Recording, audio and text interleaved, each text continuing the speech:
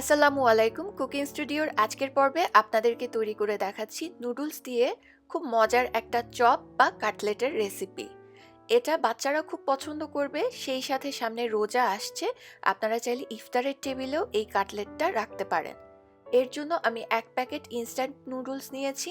এখন এটাকে পর্যাপ্ত পরিমাণে পানি দিয়ে সিদ্ধ করে নিয়েছি।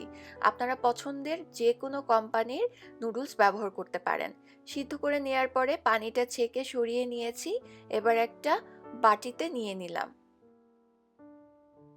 আমি আজকে এই রেসিপির জন্য 1 প্যাকেটই নুডলস ব্যবহার করছি। এর জন্য আমি নিয়েছি 2 টেবিল চামচ পেঁয়াজ কুচি, স্বাদ অনুযায়ী কাঁচামরিচ কুচি, 2 টেবিল চামচ ক্যাপসিকাম কুচি, আর কুচি করে নেওয়া গাজর 2 টেবিল চামচ, আধা চা চামচ ভাজা জিরার গুঁড়া আছে এবং চিলি ফ্লেক্স আছে স্বাদ অনুযায়ী। রসুনের গুঁড়া 1/4 চা চামচ, আপনারা চাইলে সামান্য রসুন বাটাও ব্যবহার করতে পারেন। এবার নুডলসের সাথে যে টেস্ট মেকারটা থাকে সেই সম্পূর্ণ মশলার প্যাকেটটা দিয়ে দিলাম। এখানে সিদ্ধ করে চটকে নেওয়া আলু আছে 2টি, কাপ দিয়ে মাপলে 1 কাপের মতো হবে। এখন এই সব কিছুকে একত্রে মিশিয়ে নিতে হবে, আর অবশ্যই সামান্য একটু লবণ দিয়ে নেবেন। নুডলসের সাথে থাকা টেস্ট মেকারেও কিন্তু লবণ থাকে, তাই লবণটা একটু বুঝে ব্যবহার করবেন। মেখে নেয়ার পরে হাতে সামান্য তেল নিয়ে নিয়েছি, এতে করে কাটলেটটাকে সুন্দরভাবে শেপ দেওয়া যাবে এবং সেই ক্ষেত্রে হাতে লেগে যাবে না। এখন বড় কিংবা ছোট যতটুকু পছন্দ ততটুকু পরিমাণে মিশ্রণ নিয়ে এটাকে কাটলেটের মতো শেপ দিয়ে নিতে হবে।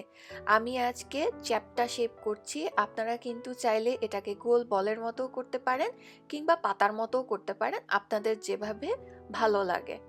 প্রথমে গোল করে নিয়ে হাত দিয়ে চেপে এটাকে একটু চ্যাপ্টা করে দিচ্ছি। ঠিক এভাবে করে আমি সবগুলো কাটলেট বানিয়ে নিয়েছি, আর আমি আজকে যতটুকু বানিয়েছি তাতে করে আমার টোটাল 10টা কাটলেট হয়েছে। এবার এই কাটলেটগুলোকে আমি চারিদিক থেকে বাইন্ডিং করে নিব এবং এর জন্য আমি নিয়েছি একটা ডিম। এর মধ্যে সামান্য লবণ দিয়ে কাঁটা চামচের সাহায্যে ডিমটাকে ফেটে নিচ্ছি।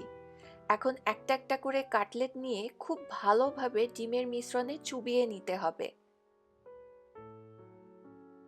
এবার আমি এখানে ব্রেড ক্রাম্ব নিয়েছি, আপনারা চাইলে টোস্ট বিস্কুটের গুঁড়াও ব্যবহার করতে পারেন। এখন এই কাটলেটটাকে চারিদিক থেকে খুব ভালোভাবে আমি কোট করে নিব। খেয়াল রাখবেন কোনো অংশ যেন ফাঁকা না থাকে। এভাবে করে প্রতিটা কাটলেট আমি কোট করে নিয়েছি। আর এই যে বললাম খেয়াল রাখবেন ফাঁকা না থাকে, যদি কোনো অংশ ফাঁকা থাকে তাহলে কিন্তু ভাজার সময় এটা খুলে যেতে পারে।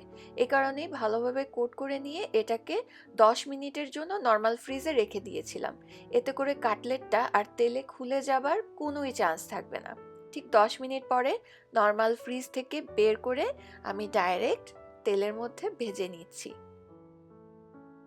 যেহেতু সবকিছুই এই কাটলেটের মধ্যে কুচি করে কেটে নেওয়া, আর যে সবজিগুলো দিয়েছি সেগুলো সিদ্ধ হতে খুব বেশি সময় লাগে না, তাই এই কাটলেটটা হতে খুব বেশি সময় লাগবে না। চুলার আঁচটা মিডিয়াম টু লো করে নিয়ে ভাজলেই হবে। এভাবে 4-5টা করে কাটলেট ভেজে নিতে আমার সময় লেগেছে প্রায় 8 থেকে 9 মিনিট। এতে করে যে কুচি করে নেওয়া সবজিগুলো আছে সেগুলোও কিন্তু খুব ভালোভাবে সিদ্ধ হয়ে যাবে। এই কাটলেটটা তৈরি করলে সবসময় এমন সবজি ব্যবহার করবেন যে সবজিগুলো খুব সহজেই সিদ্ধ হয়ে যায়। কাটলেটগুলো ভাজা হয়ে গেছে, আমি একটু ভিতরটা দেখিয়ে দিচ্ছি। এই যে দেখেন কি সুন্দর নুডলসগুলোও বোঝা যাচ্ছে, আর এটা খেতে কিন্তু দারুণ মজার। আজ তাহলে বিদায় নিচ্ছি, সবাই খুব ভালো থাকবেন। আল্লাহ হাফেজ।